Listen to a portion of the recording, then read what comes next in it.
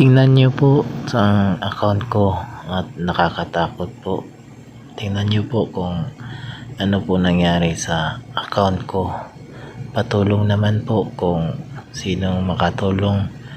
Comment down below lang po at para turuan niyo po ako kung paano ito ma-resolve o paano ito maayos ang restriction na ito.